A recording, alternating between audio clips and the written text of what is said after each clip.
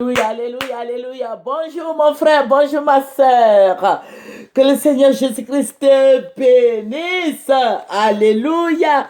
Jésus-Christ est merveilleux. Jésus-Christ est fidèle. Jésus-Christ est amour. Oh, j'aime ça. Jésus-Christ est bon. Jésus-Christ est réel. Jésus-Christ est notre bannière. Jésus-Christ est notre forteresse. Seigneur, je vais te dire merci en ce matin. Je vais te dire merci pour tes hauts faits. Je vais te dire merci pour ton amour manifesté à la croix de Golgotha. Seigneur, je vais te dire merci de ce que tu nous as libérés de toutes ces puissances des ténèbres. Que ton nom soit béni au nom de Jésus. Amen. Il faut aimer, il faut t'abonner et il faut apprécier. Alléluia. Il faut partager aussi. Alléluia. Nous travaillons pour le Seigneur Jésus. Que le nom du Seigneur soit béni. Sans plus tarder, nous allons prendre nos Bibles. Tu vas prendre ta Bible avec moi. Nous allons prendre Matthieu 10, le verset 36. Alléluia. Nous allons prendre... Voilà, nous allons lire Matthieu 10, le verset 36. Tu vas lire avec moi. Et l'homme aura pour ennemi les gens de sa maison. Alléluia. Alléluia. Que Jésus-Christ soit béni. Que le Seigneur Jésus-Christ te bénisse. Alléluia. Que Dieu soit glorifié. Amen. Que le Seigneur te bénisse dans tout ce que tu entreprendras. Alléluia. Que Jésus-Christ soit honoré. Il soit magnifié. Il soit exalté. Alléluia. Parce que tu as pour ennemi les gens de ta maison. Alléluia. Que Jésus-Christ soit avec toi, que Jésus-Christ te fortifie. Amen. Voilà, je vous ai dit que nous prions beaucoup, beaucoup, beaucoup pour notre pays. Nous prions pour l'Église, l'avancement de l'œuvre de Dieu. Alléluia. Nous prions pour tout le monde. Nous avons une équipe vraiment qui honore Dieu. Alléluia. Dieu est glorifié dans tout ce que nous faisons. Amen. Que le Seigneur Jésus-Christ soit béni. Vous voyez, je vais vous dire quelque chose. Parce que nous prions pour la Côte d'Ivoire, Dieu se révèle. L'année dernière, Dieu va me ravir en esprit. Vous voyez ce qui va arriver en Côte d'Ivoire.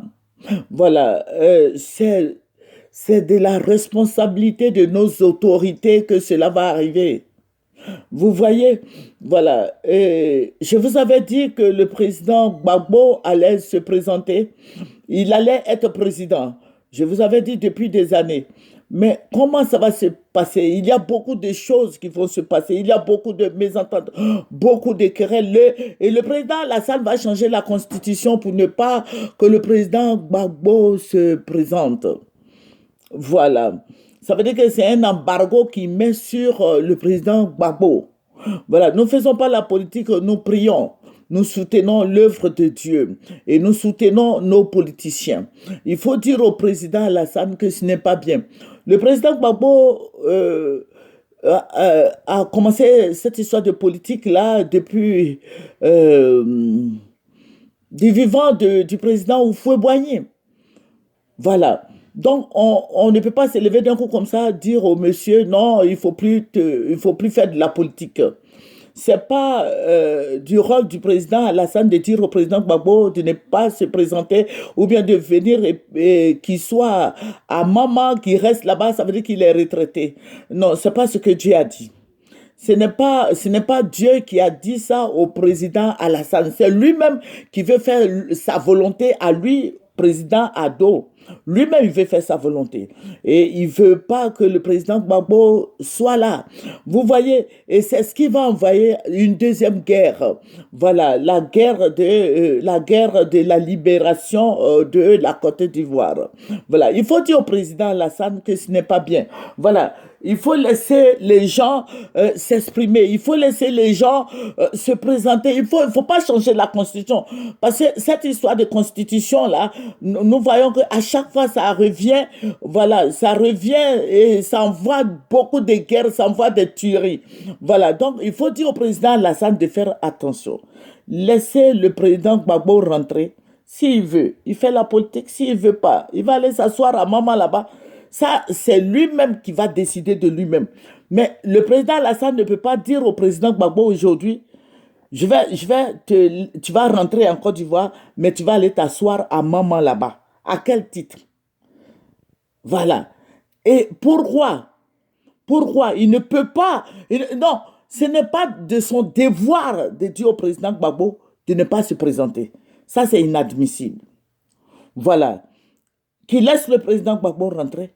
Et que le président Gbagbo même dirige sa vie comme il le fait. Le grand Houphouët-Boigny, notre papa, notre patriarche qu'on aimait tant, a laissé le président Gbagbo faire de la politique. Ce n'est pas, voilà, ce n'est pas le président Lassane qui va venir dire au président Gbagbo ne fait plus de la politique. Non, vous êtes tous deux garçons. Maintenant, tu dis à l'autre, voici ce que je veux que tu fasses. Il peut pas, le président Gbagbo ne peut pas faire sa volonté.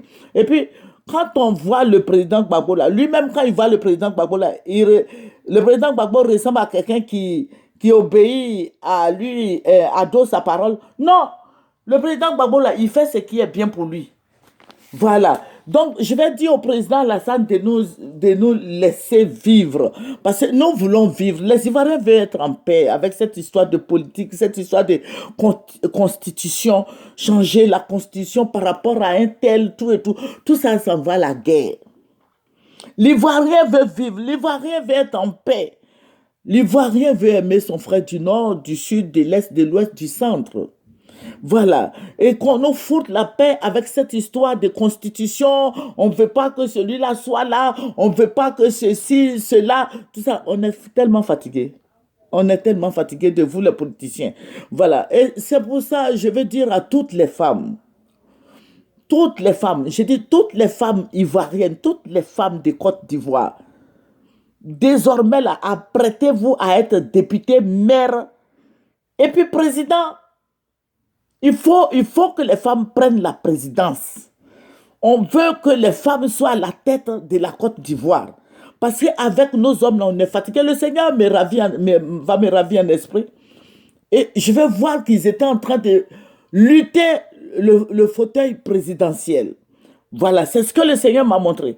Ils étaient en train de lutter et les deux sont tombés. Mais il y a un qui s'est relevé avant l'autre. C'était une lutte qui ne dit pas son nom. Vous voyez, une lutte farouche. Donc, ils ont lutté le fauteuil présidentiel. Je dis bien le fauteuil présidentiel. Et puis, les deux sont tombés.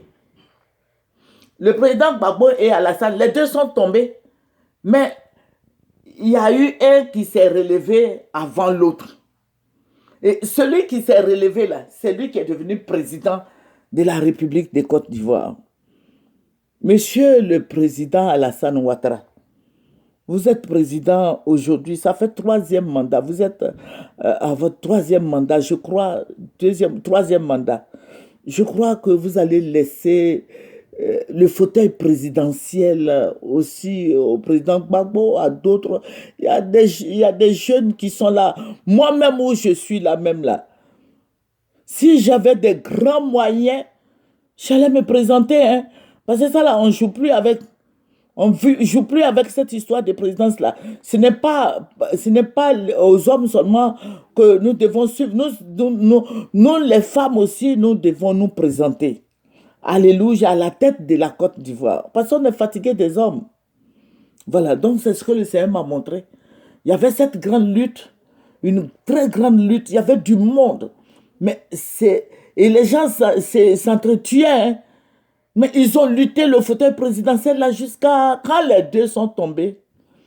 C'est le président Gbagbo qui s'est relevé et qui a pris qui a pris le fauteuil présidentiel.